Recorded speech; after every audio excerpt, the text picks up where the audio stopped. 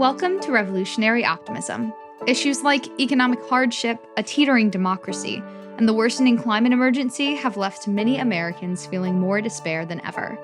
Fortunately, physician, humanitarian, and social justice advocate Dr. Paul Zeitz has identified revolutionary optimism as a new cure for that hopelessness and cynicism.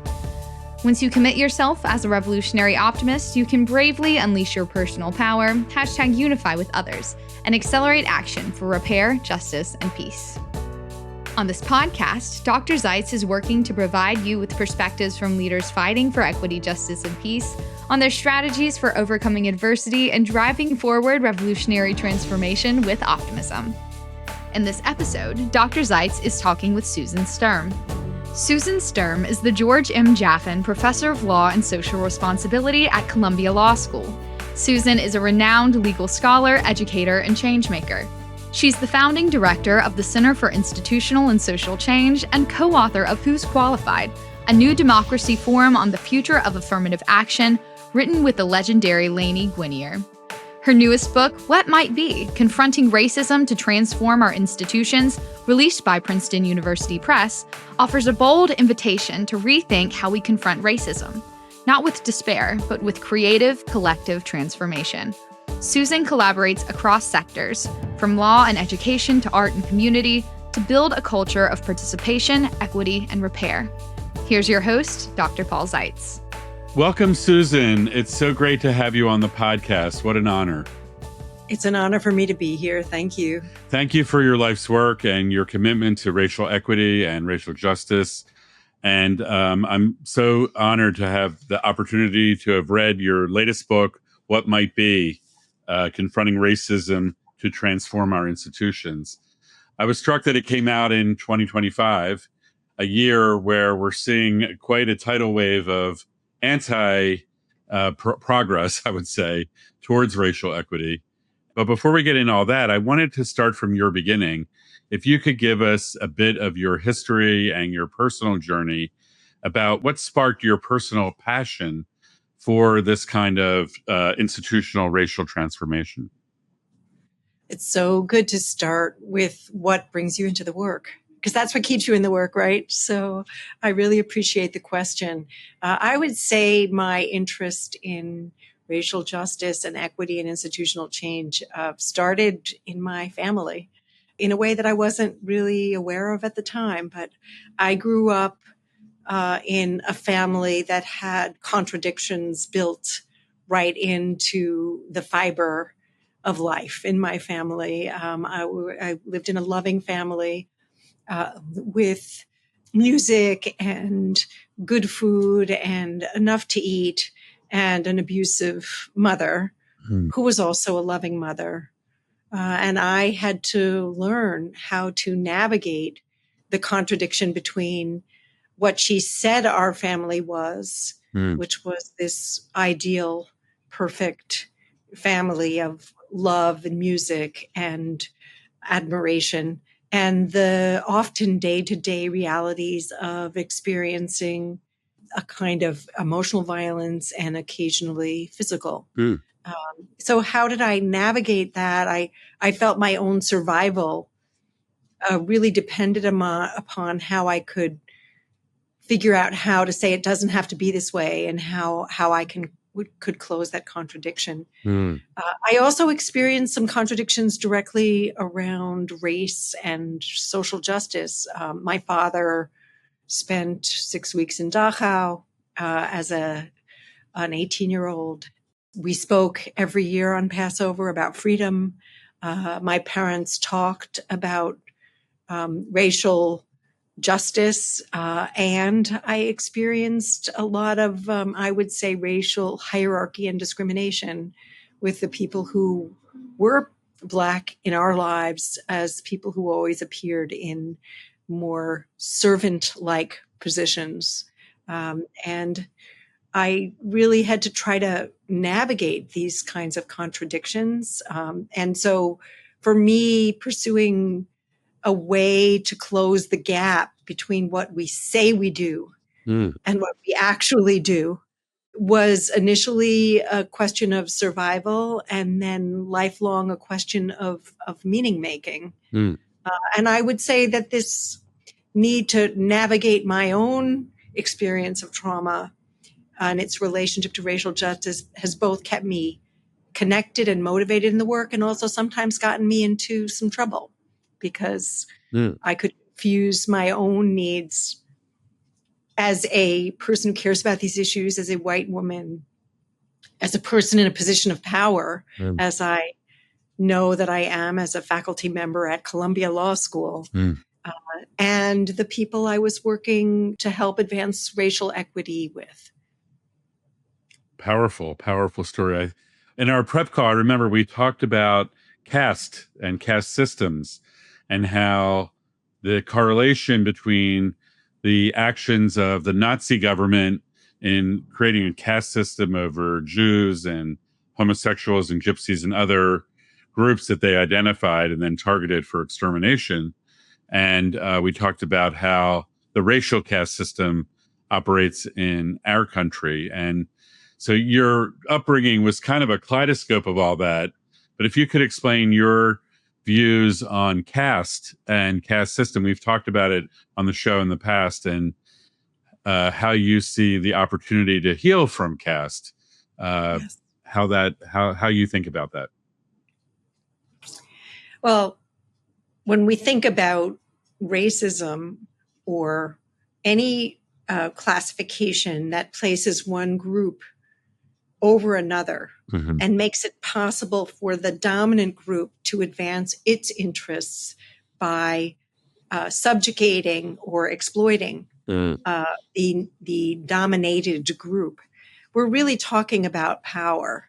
Right. We're really talking about the exercise of power by one group over another in a kind of scarcity mindset, in a situation where the dominant group views its own well-being, its own sense of their own value in relation to extracting from or dominating another group. And that is really the meaning of caste in a lot of ways, is creating that kind of hierarchical structure that enables a group with power, whether it's economic power, political power, cultural power, to use that power in a way that dehumanizes the status and experiences of another group. So when we talk about racism, with people thinking, well, I am not the group that is being subjugated, I think it's really important to understand that the ability to dehumanize a group, any group of people, and the assumption that the way one group prospers is at the expense of another is a recipe for the lack of freedom and for the dehumanization of everyone. Right.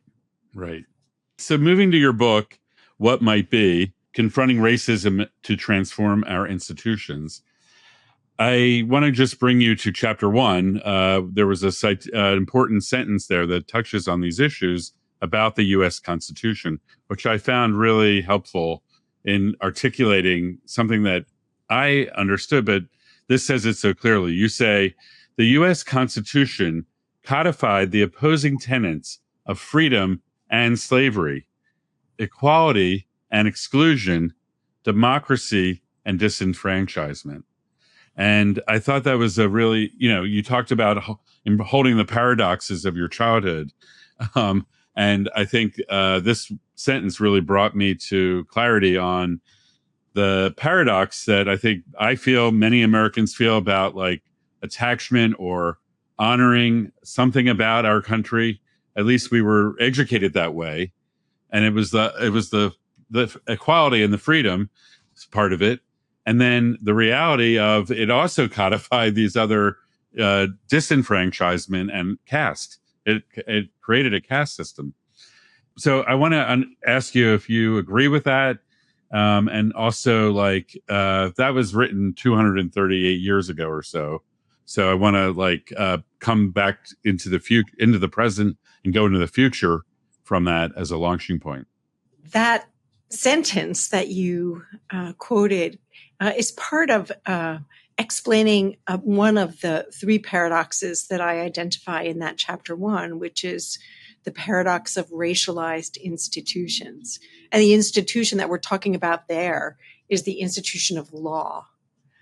And I am someone who went to law school because I wanted to pursue justice and was immediately hit in the face with the fact that the very tool that I was hoping to use to advance justice was a tool that was actually maintaining racial injustice. And that was true from the very founding, as you just read, of our government, that at the time the Constitution was adopted, the Constitution itself permitted and enshrined the enslavement of people at the same time that it declared these principles that were true for a subset of people, for a group of white men who had property. And so there was this tension that was built in from the very beginning of our government. And that tension remains in place to this very day, that the very instruments that we must rely on to pursue justice, we use the law, we use the courts to hold people accountable to principles of democracy, to principles of racial justice. And at the same time, our legal system disproportionately targets people of color. Our legal system continues to protect the interests of those who have at the expense of those who do not, and in ways that the legal doctrine sometimes enshrines. And that even if the law says everyone should be treated equally, because access to justice depends upon access to resources, to fair and unbiased treatment, those same institutions are themselves practicing the very racism that the Constitution says that courts and the justice system are supposed to eliminate. So there's this contradiction. We have to both rely on justice, so-called justice institutions, while we also need to challenge them and question them and hold them accountable for their own failure to pursue the values that really underlie equal justice for all. Those paradoxes are ever present. The paradox of racialized institutions, as you said. And your work, you go into great depth about how people come together, just regular people, and they come to an understanding of their different experiences, their different frameworks, and then they negotiate a way forward to kind of equalize the playing field, I guess is a quick way of saying it. I want to, before we get into, so I do want to get into your work about the legal and court system, I think is a thread here. But I do want to note for our listeners that this is being recorded right after July 4th, 2025, where we celebrated our 249th birthday or anniversary of our country. And we're fast approaching the 250th anniversary, which is a major moment, we believe. So I'd like to ask you, I just noticed that you published an op-ed in The Guardian with some other colleagues. Can you give us the message that you are trying to communicate in The Guardian? Happily, I would be very thrilled to do that. And I was able to publish this opinion piece with two other people, Deborah Archer, who is the president of the ACLU, and Song Richardson, who is a former dean of a law school and president of a college.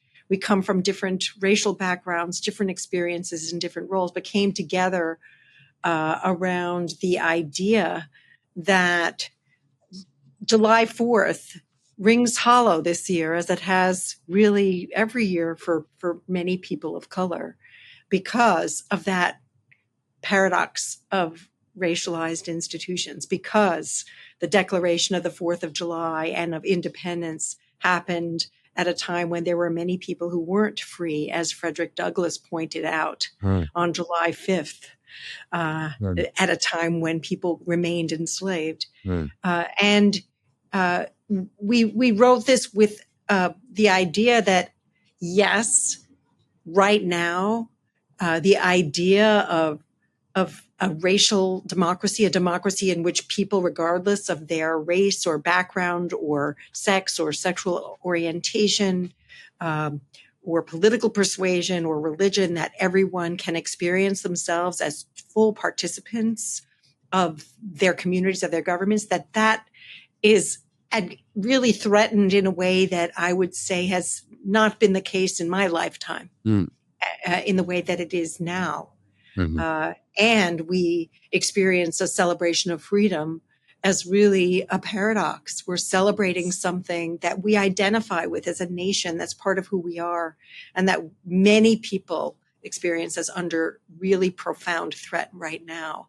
And everyone we know is experiencing this in some way or another that is personally threatening, and yet people feel, many, personally paralyzed. What can we do at a time when these decisions to limit even our ability to speak about race, let alone address racism, is coming from the highest levels of government? Right. And so one of the things we talk about in this op-ed is the importance of everyday people practicing democracy where they live, where they work, where they worship, where they go to school, and then finding each other across communities, so that we, first of all, don't forget what democracy looks like and feels like. So we build the kind of muscle that maybe we haven't been exercising in the way that we need to for many decades and maybe centuries, where everyday people should be engaged, and that the political system often disenfranchises. And we cannot rely, we say democracy is not a spectator sport. We cannot rely only on our elected representatives, because the institutions they are a part of have to be recreated and reimagined. And we, as the people who are affected by those institutions, are the ones who need to push that forward. So we identify everyday people, like students of mine at Columbia Law School, who started an engagement project in Harlem and Queens to enable the students and citizens of those communities to speak up at the local level, to understand their government so they can act on behalf of themselves. We identify some projects in Chicago where people in communities that are segregated and they recognize are experiencing very different forms of services come together and push for change. Identify a project in Indiana where a community has really pushed to deal with a problem created by where the highways were located, decimating communities of color, to rebuild those kinds of connections.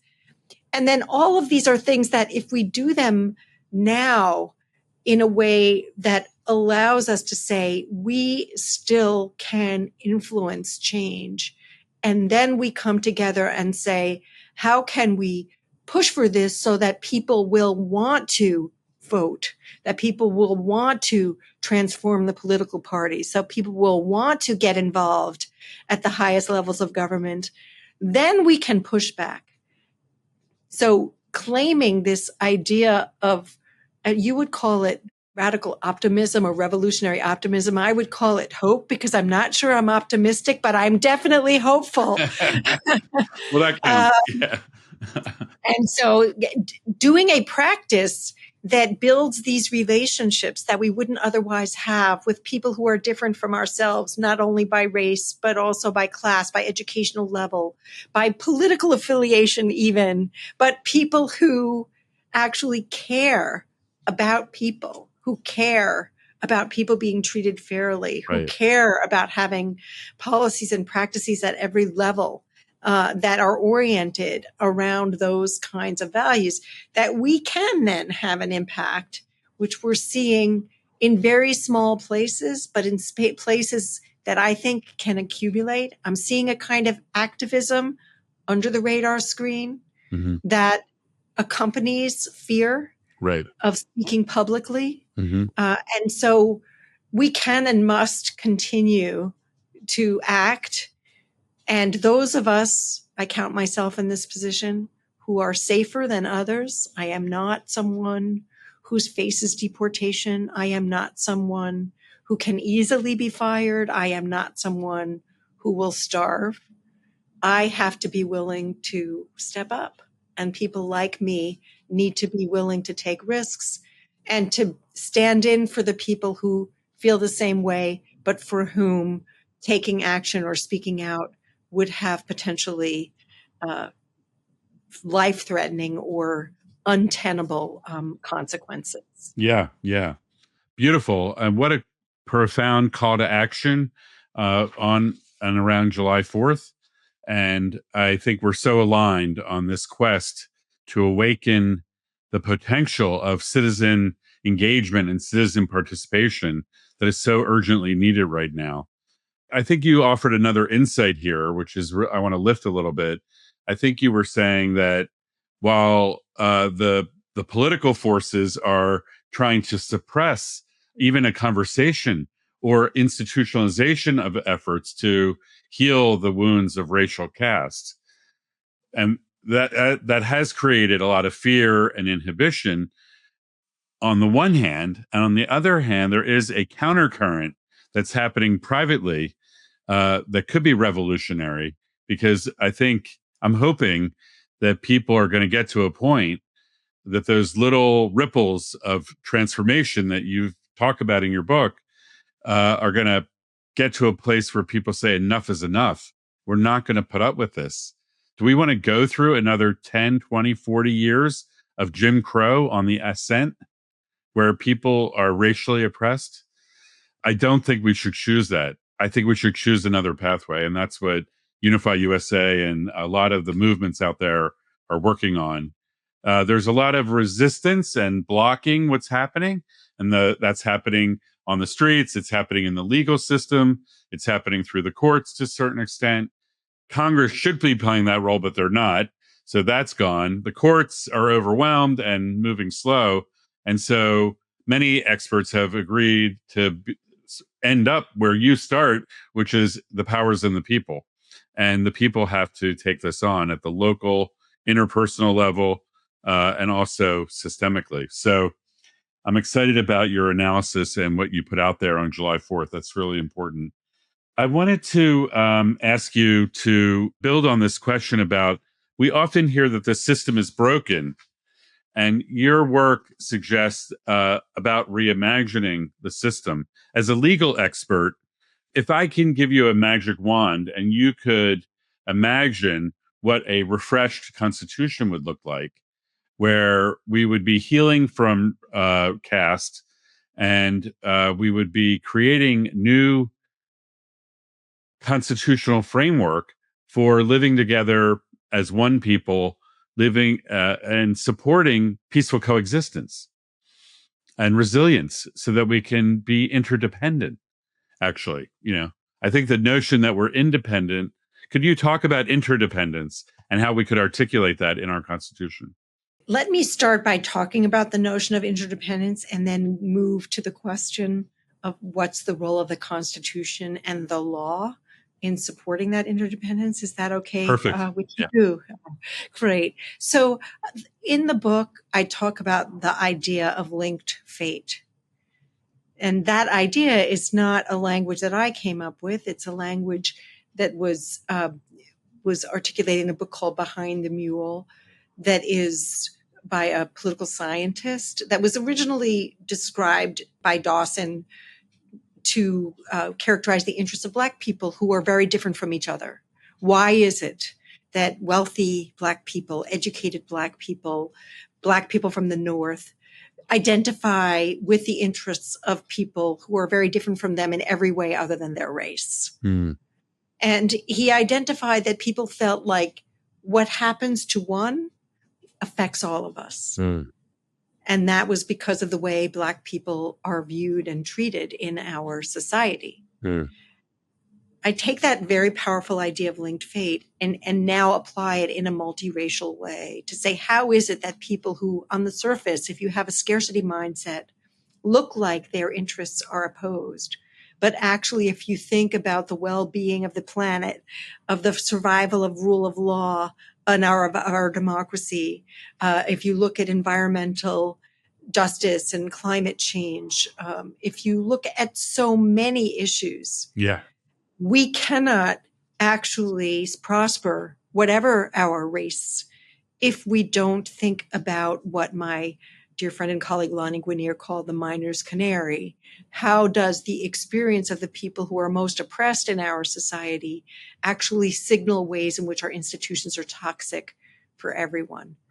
So by really exploring in a meaningful way our linked fate, the ways in which if we allow a government to divide us by using race as a way to instill fear and as a way to deflect attention from the people who, the very small group of people who are benefiting by oppressing everybody else, that if we identify that dynamic as something that affects all of us, that our fates are linked in that we have to change the way power is exercised. We have to change the way in which rule of law is respected for everyone, and that we can do that by attending also to the ways in which those who are most marginalized and most oppressed in our society, which include people of color, are affected.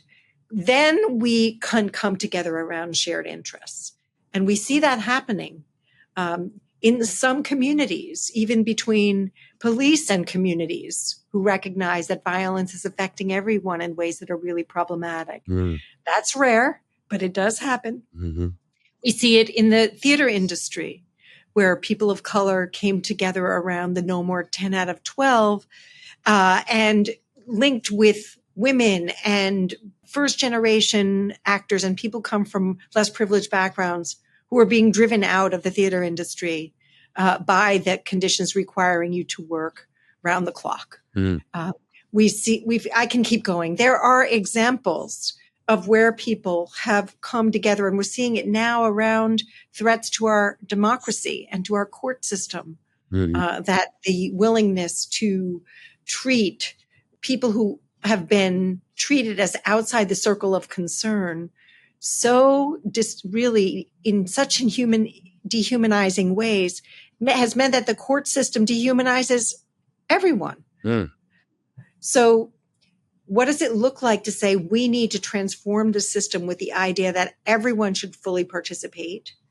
And we have to ask the question, who is and who is not fully participating?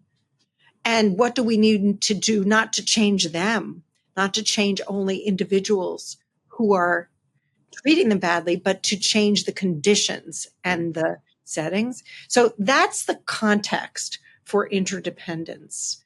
That's the context for really, this is a rigorous practice of identifying linked fate, which you can do in any community, in any institution, in any polity, if you get a group of people who are willing to be serious and rigorous about what's actually happening in their institutions.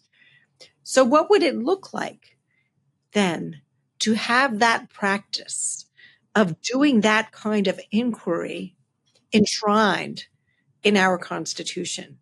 What would it mean to take the Declaration of Independence, the principles that are articulated there, and make them the guideposts for government practice? So if I could reimagine our Constitution, there's a lot I would want to keep. Yeah, I really would want to keep concerns and the value of equality reflected in the 5th and 14th Amendment. I would want to keep the value of freedom of expression reflected in the First Amendment, and due process, and the need for checks and balances, and all of those things that are built into our constitutional structure. But I would move away from the idea that only formal equality is enough. That if you say you're doing it, even if you're not really doing it, that you are then no longer vulnerable. And I would say we need to have a set of institutions that encourage and push people who are in institutions at the local level to be able to ask the question, who is and who is not fully participating. Right. And the role of the courts would be to encourage that kind of deliberative democracy at the local level, and to step in when there are serious abuses, to basically create the guardrails for our democracy. And we have the structure there. It's just a question of having the will to implement it in a way that can overcome our history of racialized institutions operating alongside their values of justice. Yeah, so that paradox, like what you're saying sounds so smart and logical. And then as I'm listening to you, my heart opens. And then I also go, oh my God, but look at the news. It's the complete opposite of what you're saying is being reversed. There's like racialized oppression being, channeled by the entire federal government. And even progress that was made in the last decade or even decades is being reversed as well by the Supreme Court, by the executive branch right now, and now the legislative branch. So we seem to have, I think we've lost our mooring, and we're in a situation of this paradox that you've been talking about seems to be getting worse, not better. Well, the paradox is there, and I guess the worry is that it will move from a paradox to a permanent prevalence of one side of the paradox, right? That of the racism. What I will say, and I think, how do we move forward? That's implicit in your question is the follow-up question. How do we move forward at a time when everything seems to be working against a struggle toward justice, and it seems to be moving toward, an authoritarian imposition of a racial hierarchy, which harkens back to another time in our history, but doesn't even own up to it. In that way, makes it in some ways even more insidious and harder. I will say that in part because I learned very early on in my career that we cannot rely only or even largely on the law as the front runner, as the leading edge of justice, that law can support, but law follows rather than leads the will of movements of people. And that has always been the case. The Civil Rights Acts only followed the civil rights movement. Every type of change that we have seen that has ever gotten enshrined in the law, same-sex marriage, followed a movement of people that were willing to come together and first experience those values on a local level. We saw this in the freedom schools in the 60s. We saw this in so many local communities around LGBTQ rights. Before that found its way, before those values of justice and equity and fairness found their way into any kind of legal principle. So I've never thought that the law was going to make things happen.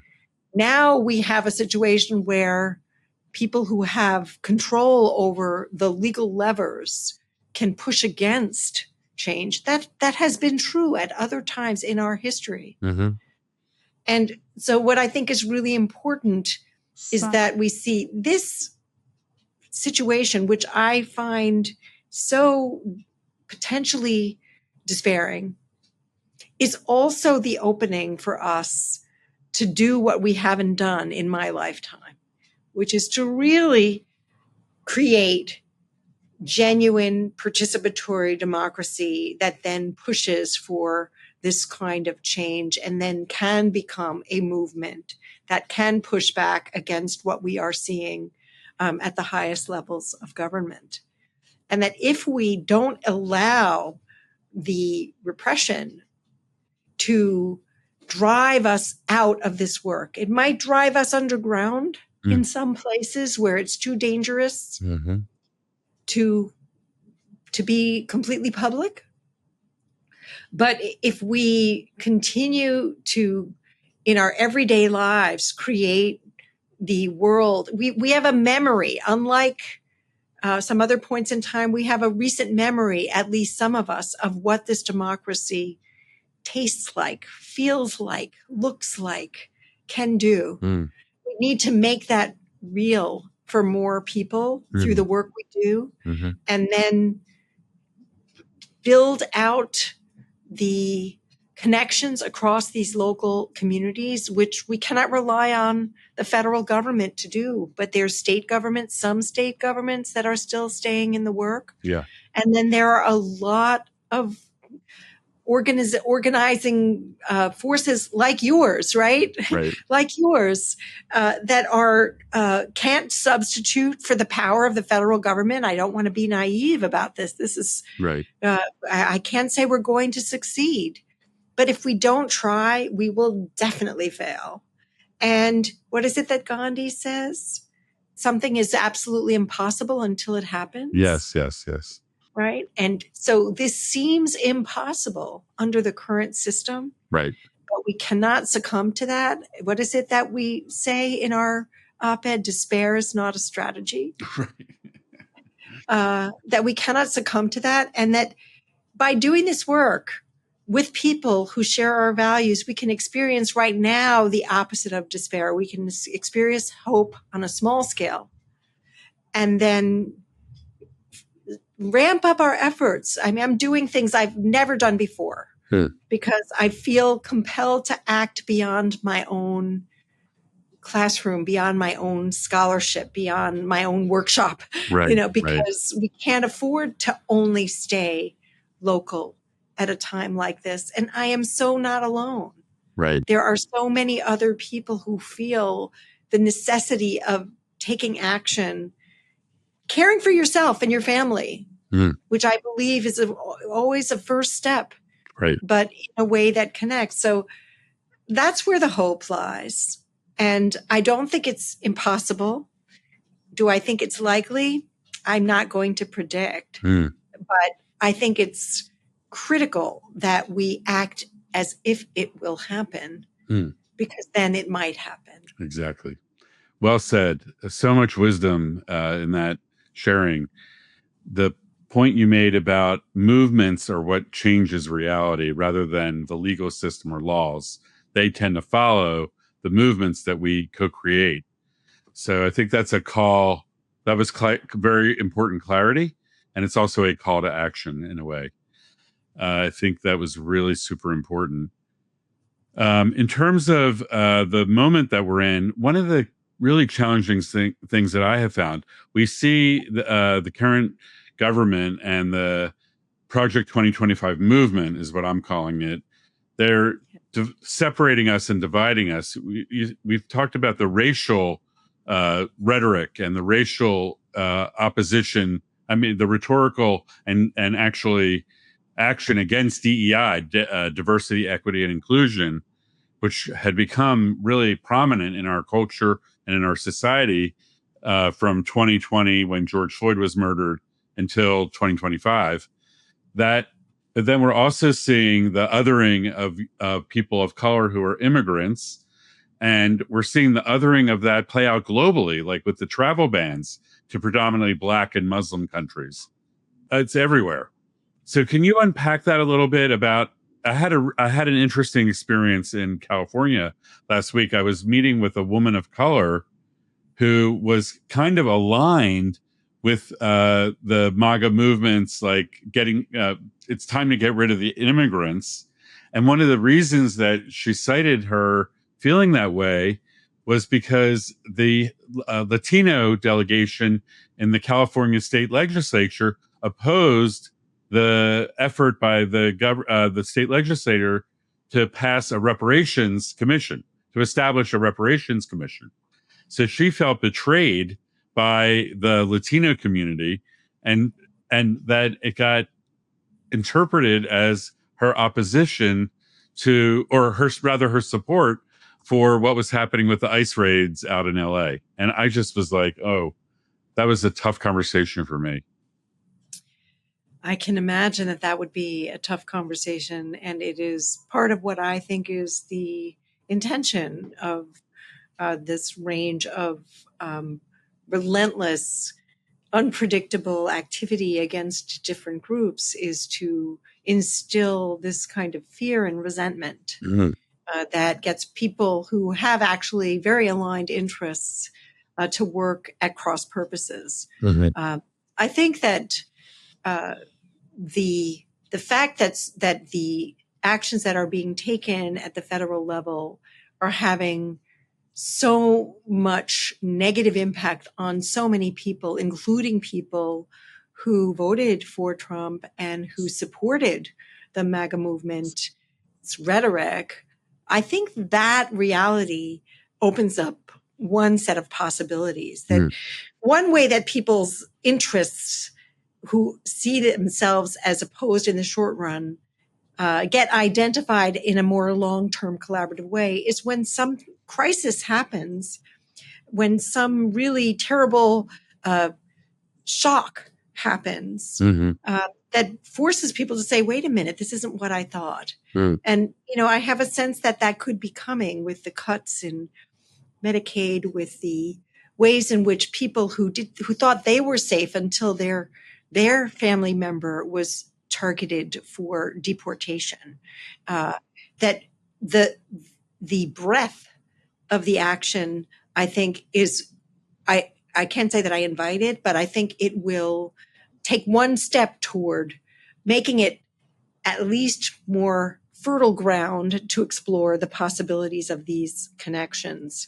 But I also think that because our political institutions and our public discourse have become so polarized that when our ways of forming our views about other people come only through those institutions, it's almost predictable that people will be willing to throw one group or another under the bus. Because if it's not them, it will be me, is the mindset. So I think it's so important to create opportunities for people who might even see themselves as at cross purposes or as enemies, to have opportunities where there isn't a specific policy that you have to vote on, but where there is a longer term question that people can come together around, to be in the same space with each other. That and to have that happen in a way that makes it possible to step out of the overdetermined toxicity and polarization of our current institutions. And that's why opportunities that are not only defined by political party or by the short-term vote on an issue are really important. And those occasions are going to be developed by communities around concrete opportunities to come together and provide care, to provide well-being, to support our educational institutions, et cetera. Is that going to counteract what you just described? Not usually, but the idea is that you create these different localities where this does happen, where they can connect. I don't think anyone likes being in a situation where they're experiencing fear, scarcity, resentment. Is a terrible place to be. And so if we create opportunities for people to come together in these other ways, I think that is the way in which we can potentially move against. And there are occasional openings like that in the political arena, and those have to be the models when we see that happening at the local level. When we see that happening among the politicians who manage to resist this kind of polarization, then those are the people that we need to come together around. Yeah, well said. And I think there is a civic renewal movement afoot, and there are people at the local level and state level and at the federal level that are all trying to depolarize, trying to bring people together. And then we want to institutionalize that. And you mentioned earlier deliberative democracy, and I want to dig in a little bit in our final part of our discussion about citizens' assemblies or other participatory models. As you know, I'm advocating for emergency state citizens' assemblies to be convened to refresh the Constitution, followed by a national citizens' assembly or a national citizens' convention to ratify a refreshed Constitution. Can you give any perspective on citizens' assemblies and how that could be integrated into our form of government and our legal system, and in all the ways that it builds on everything that you've studied, but it is a deliberative democracy political mechanism that is happening all over the country and all over the world now? I think that our connection is an illustration of what's possible, because this is something I have to say with all of my research, I didn't really know about this until you and I connected. I know about participatory budgeting. Yes. I've both studied and participated in legislative theater, where, started by Francisco Boal, using theater as a process. Theater was originally a political enterprise, as I learned from my friend and colleague Janine Tesori. And as we've developed through the Broadway Advocacy Coalition, which brings together artists and people directly impacted by racism and incarceration and law students and lawyers to reimagine our public discourse about race and democracy. So this has happened where we use sites for decision-making that are not constrained by the formalities of our current political process. Right. But that actually define, as it sounds like citizens' assemblies are doing, that define ways of interacting that allow conflict to be constructive. Conflict is important. Exactly. Conflict is necessary. Right. We are not going to agree on everything. And conflict can produce a new understanding if we actually can listen to each other. And so if we have structures and processes that allow that to happen in real time, we can rethink how do we want to build our more formal processes or rebuild them so that these kinds of conflicts can in fact play out in ways that can produce, if not consensus, at least a mutual respect that allows everyone's interests and needs to be taken into account. And so doing this in a way that is structured to connect across different localities, to do these, I call these fractals in the book, these little mini versions of the larger democracy that we want to see. Right. And then doing that in a way that is very deliberate about how do we need to rethink our government institutions so that the bodies that are responsible for making decisions that bind us all become more reflective of the perspectives and the needs of interests who are supposed to be the beneficiaries of and the practitioners of democracy. I think that is one of the most important things that we can be doing. And so I think it's so important also that you and others that you have are not just doing this in real time through these citizens' assemblies, but you're also creating a space for people to learn about this who are not in those citizens' assemblies through your podcast and through this other work. Yeah. Because we have to find ways to connect that don't only depend on our existing formal news media, and that can bring people together in ways that can build on each other, which is the movement that I see these citizens' assemblies trying to create. Yeah, thank you for sharing that. And I agree with you that citizens' assemblies are a part of the civic renewal movement. There's other aspects of citizen engagement and citizen participation that are really critical. You mentioned participatory budgeting as an example of one. And there are there's a lot of exciting work happening in the digitally enabled deliberation space. So there can be virtual citizens' assemblies and virtual deliberations and ways that more and more people can participate.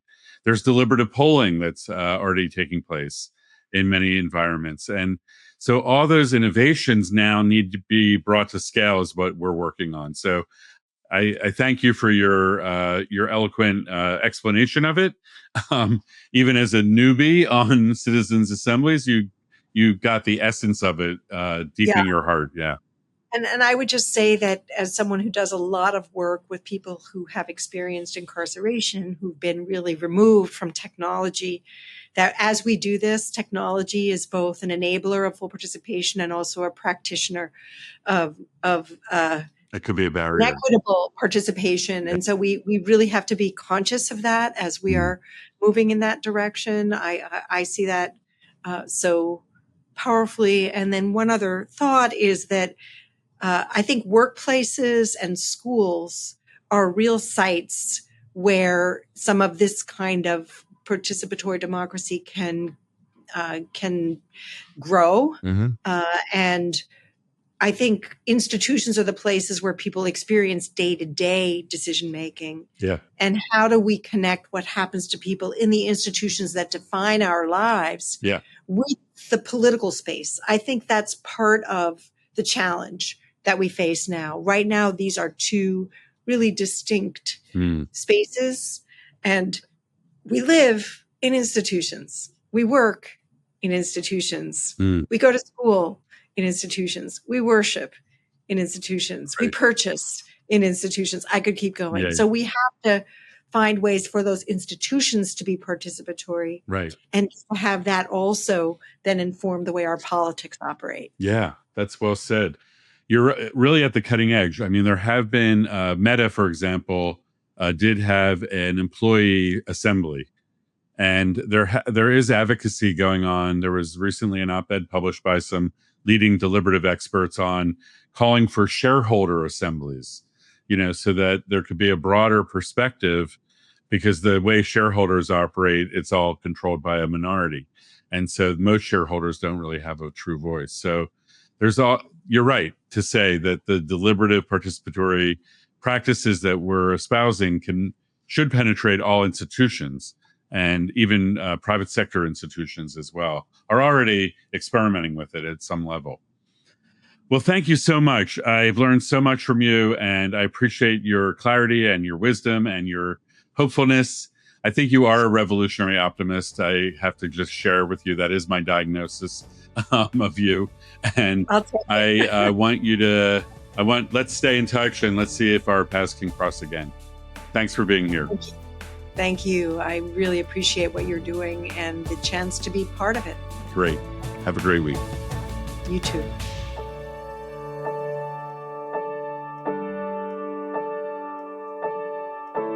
What an honor to speak with Professor Susan Sturm from Columbia Law School. She's also the director of the Center for Institutional and Social Change at Columbia. She has a profound analysis of how our institutions have been racialized and how caste systems operate within our government and in our society and in all institutions, private sector, universities, etc., and in the legal and court and criminal justice systems as well. Susan is undoubtedly a revolutionary optimist, as I said.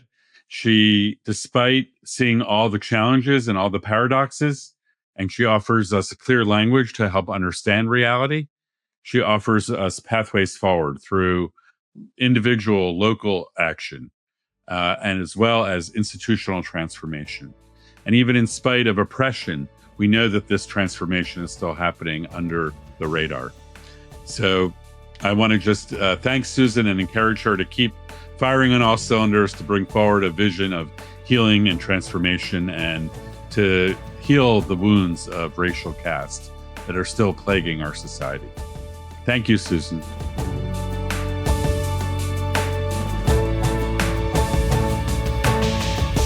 Are you ready to be part of the revolution? To learn more about revolutionary optimism, please visit revolutionaryoptimism.com. To get to know Dr. Zeitz, please visit drpaulzeitz.org, and to explore building movements, please visit unifymovements.org. If you like this show, be sure to follow on your favorite podcast app so you don't miss an episode. Revolutionary Optimism, transforming the world one episode at a time.